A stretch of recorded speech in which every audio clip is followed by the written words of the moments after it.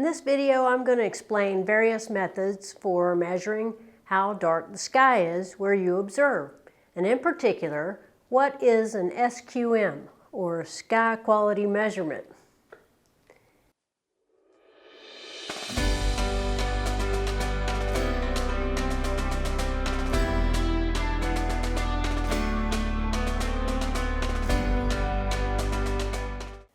Hello and welcome to the program Sula's Big Adventures with me, Sula.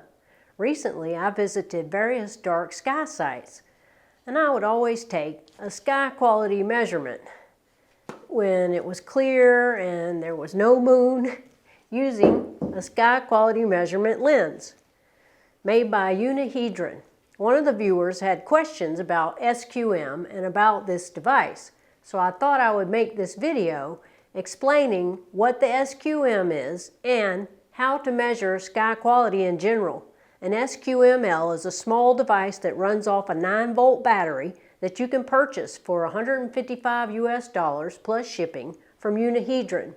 This device measures the brightness of the sky in magnitudes per square arc second, MPSAS. I'll try to explain this the way Tony Flanders does in his excellent article on surface brightness, which can be found at his website, which is tony-flanders.com.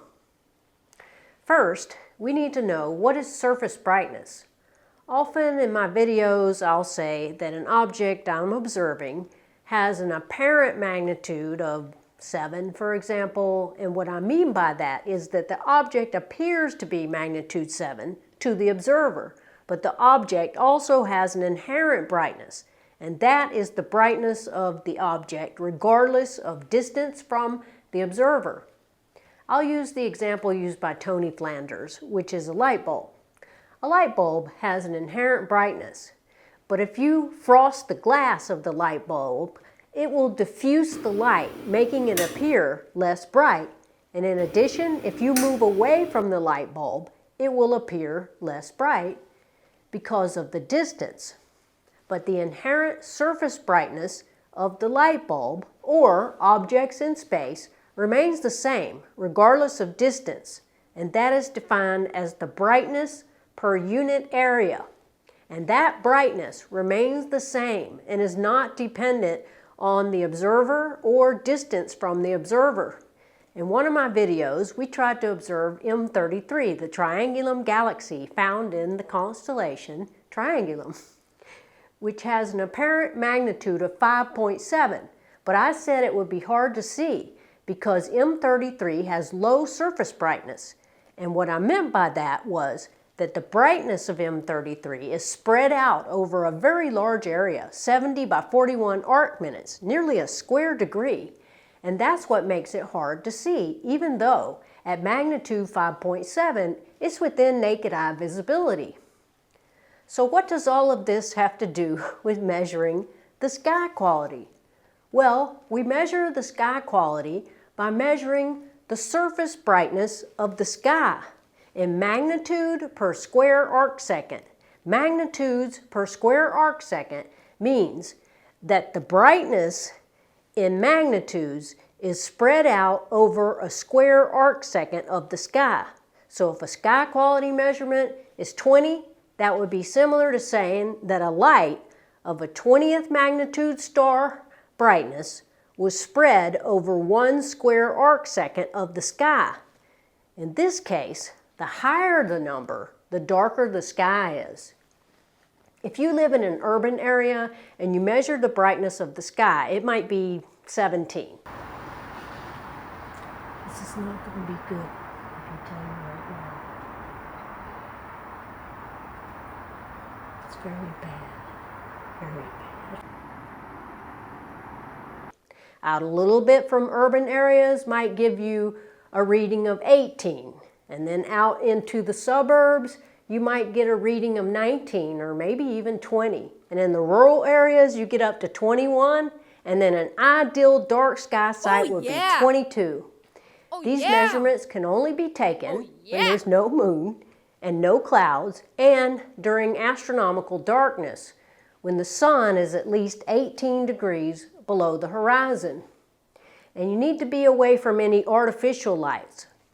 So you hold the device over your head, and then you take 3 to 6 measurements. Usually the first one is not accurate, and you point the device to the zenith. So that's what a sky quality measurement is. It's a scientific quantification of how dark the sky is. Now there are other ways to measure the sky quality. Probably the most well-known is the Bortle Scale. This is a scale that was invented by John Bortle in an article in Sky and Telescope magazine in 2006, where he attempted to provide an easy measure of how dark your sky is on a scale from 1 to 9, with 1 being the darkest place on Earth and 9 being the most light polluted. This scale has been highly criticized, and it's not nearly as accurate as an SQM measurement. In my experience, there's a huge difference between, for example, a Bortle 3 and a Bortle 4. But by his description, the difference in the scale is as follows. In a Bortle 1, you can see zodiacal light. Jupiter and Venus ruin your dark adaptation. You can see M33 naked eye. You can see stars up to magnitude 7.6 to 8 naked eye, and the Milky Way casts shadows on the ground.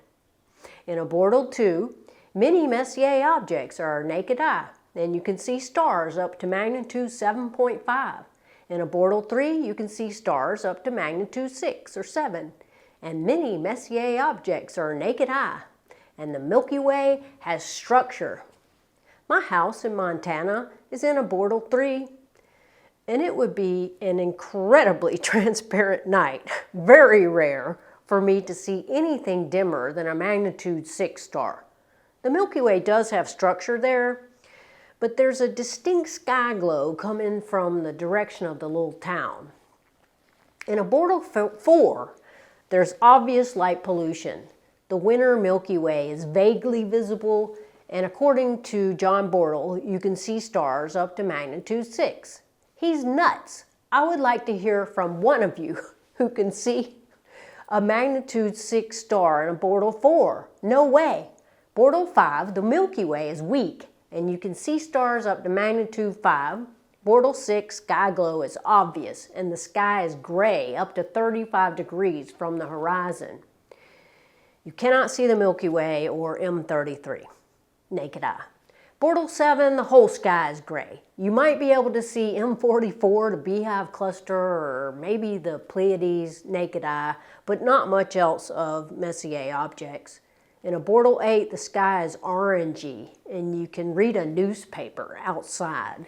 In a Bortle 9, you might be able to see stars of magnitude 4, but mostly magnitude 3, and many of the constellations are washed out, aside from the very bright ones like Orion. The other way to measure sky quality is naked eye limiting magnitude, or NELM. This is a very subjective way to measure, in my opinion, because it depends on your own vision and how long you're willing to spend of your precious time under the stars figuring it out by looking at the zenith and seeing what's the dimmest star you can see. And it requires a detailed star chart to work it out. I never do it. It takes too long, and I prefer to use the SQML. Also, light pollution impacts your ability to see diffuse objects way more than a pinpoint of light coming from a star. Another way to measure sky quality is to look at the Little Dipper, if you live in the northern hemisphere, that is, and see how many of the stars you can see in the stick figure. If you can see all of them, then it's very transparent. I think 7 is the best. If you can not see Polaris, or you can only see Polaris, it's very bad, 1. So that's how you measure the sky quality. And what I mean when I say the SQM was 21.8 or 21.4, etc.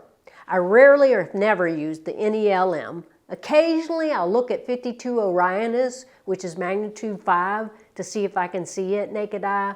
Otherwise I use the Little Dipper method. But SQM is by far and away my favorite method and the most reliable in my humble opinion. So now you know how to measure and the various ways to measure sky quality. And I hope I explained surface brightness concept clearly. And by the way, you must take a measurement of the transparency of the sky if you wish to participate in an observing program and get a certificate. So that's it for now. I'll see y'all soon. Until then, get outside and enjoy the night sky while you can. Dark skies forever. Sula signing off.